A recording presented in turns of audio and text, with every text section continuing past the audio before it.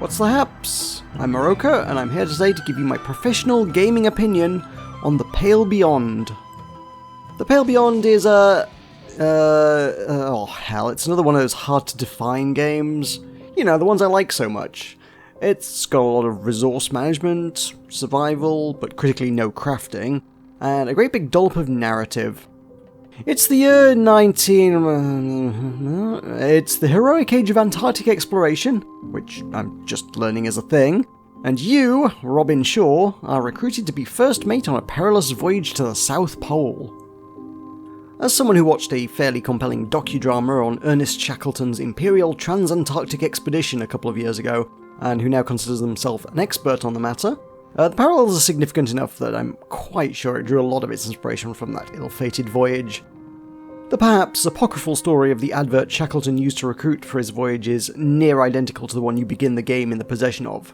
Men wanted for hazardous journey, low wages, bitter cold, long hours of complete darkness, safe return doubtful, honour and recognition in event of success. Yo, sounds familiar. And the man who's not captain, but who is paying your wages, is called Templeton. Just a coincidence, I'm sure. Anyway, you set out aboard the Temperance, a weird hybrid steam/sail ship, a lot like Shackleton's ship Discovery, with your sights on magnetic south. A few weeks into the voyage, your ship winds up stuck in the ice, slowly crushed under the pressure of the ice formation. Hey, I feel like I've heard that before. Forcing you to make camp on the ice. Your captain downs a bottle of whiskey and does a runner one night, and as first mate, you're basically next in line for the job. Templeton tells you that the company bankrolling the mission will probably notice you've not come back, and will send a rescue ship to the island you are headed to, so you should try to make your way there. The game's not without its quirks and quibbles, which I will get to, but this is actually one thing that's stuck in my craw the most. If a rescue ship can easily get to the place we're freezing to death to try and reach, why did we not take that ship in the first place? If one hand waves away that really weird plot contrivance, and you honestly have to, it's otherwise pretty solid. You have 14 crew and 14 sled dogs at your disposal to assign tasks to each week. Some crew have specializations. Specialists can be used in other generic jobs if needed, but some jobs can only be done by specialists, like scouts, who are the only ones who can explore new areas before you gather resources. You also need to manage your food and fuel. You have a hoosh pot, which works as a kind of perpetual stew thing, where you can just keep cramming in ingredients and everyone just gets served out of it. I don't know that real hoosh actually work like that, but it is definitely a real Antarctic expedition food. Making it into a perpetual stew does work well as a game mechanic. Basically all food items get mulched into a number value for how much food you have. Fuel's basically the same. You have a boiler, stuff goes in, number goes up. On the Temperance, you'll largely be using tinned rations and sacks of coal, but it won't be long before you're hunting penguins and seals for meat and blubber to keep those resources topped up. Each week, you'll choose how much of each resource to use. The baseline is 2 of each resource per crew member per week. If you want to make things last a bit longer, you can dial things back to half rations, at the risk of inflicting malnutrition and freezing on your crew. But if you push it too far, it can progress to scurvy and frostbite and death. Cutting rations also impacts your crew's decorum, which is effectively your morale. If that hits 0, your expedition ends as the crew tears itself apart. You can replenish it through any number of story events, or more simply by giving the crew extra food or fuel rations for the week. Decorum might be the most challenging element to maintain, as the game does offer you an option to turn that failure state off, giving you only the other 2 things to think about.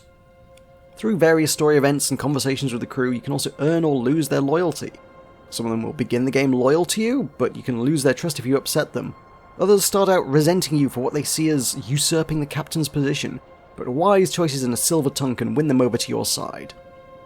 As the story progresses, your crew's loyalty will become ever increasingly important, with fairly major plot points hinging on whether certain people trust you to lead them.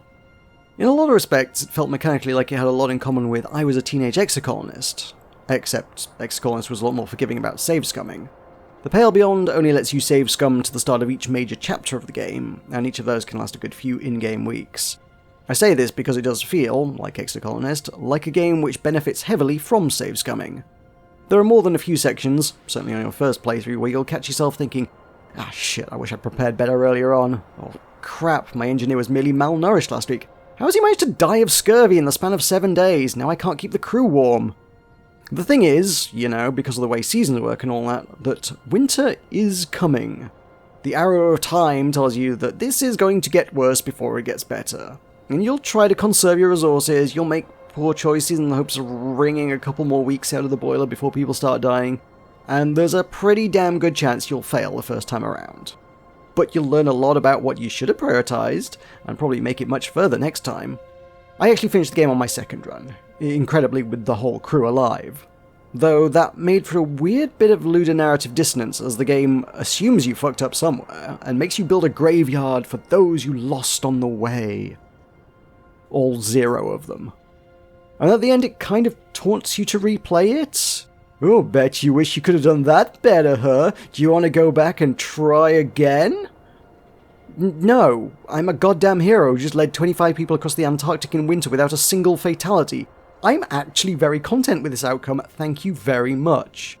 I swear to God, the only thing that could have gone better is that the surly crewmate who hated me from day one was the only person who still didn't like me by the end of it.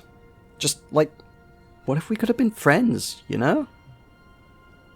To keep up the comparison, it's not as narratively complex as Exocolonist. There's essentially 2 major endings with a big "which ending do you want?" decision to make. Those endings themselves obviously have layers of complexity based on how well things went. If half the crew died and everyone hates you, you're probably going to get a less good version of the same ending. But it's also not quite as big an undertaking on the whole as Exocolonist, which I'd say is to its credit. I keep advocating for smaller games, bite-sized games, snack games. This probably isn't a play it all in one sitting snack, but like 8 to 10 hours per full run, I'd say. Maybe less if you're a fast reader or less fussy about making decisions than me. It's a good length for me. I did run into quite a lot of bugs in the version I played. Nothing game-breaking, mostly just visual oddities, characters appearing in 2 places, tasks appearing to use dogs which didn't actually, things like that. The 1.0 update I do think fixes a lot of that, to be honest, though there were still 1 or 2 small issues. And typos, but then show me an indie game that's mainly text-based that doesn't have any. And in this day and age, I'd comfortably imagine these things will be fixed quickly, if not before this video comes out. It still just took a little bit of the polish off for me. It definitely takes a touch of creative license with the theme, not least of which is that the crew is a touch more diverse than most traditional crews of the era would have been. There are women on board for starters. We never see Robin's face, so you can imagine them however you like.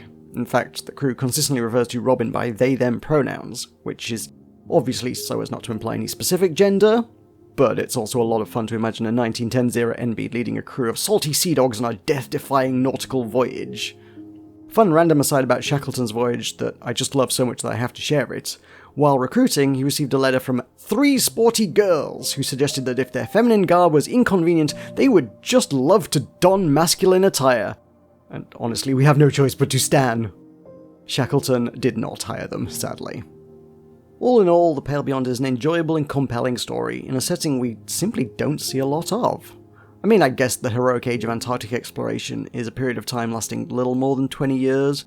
The famously short-lived Wild West lasted longer than that. But for an era of adventure and discovery and heroes, you'd think it would punch above its weight, culturally speaking. The Pale Beyond is here to try and remedy that. It's out tomorrow on PC, and I'm happy to recommend it. Thanks so much to my channel Buccaneers, Fixer and Tolkus for supporting my exploring the last untamed wilderness of YouTube. If you'd like your name in the credits of my videos too, you can become a member by hitting the join button below. And don't forget to like and subscribe to see more. Thanks for watching, I'll see you next time.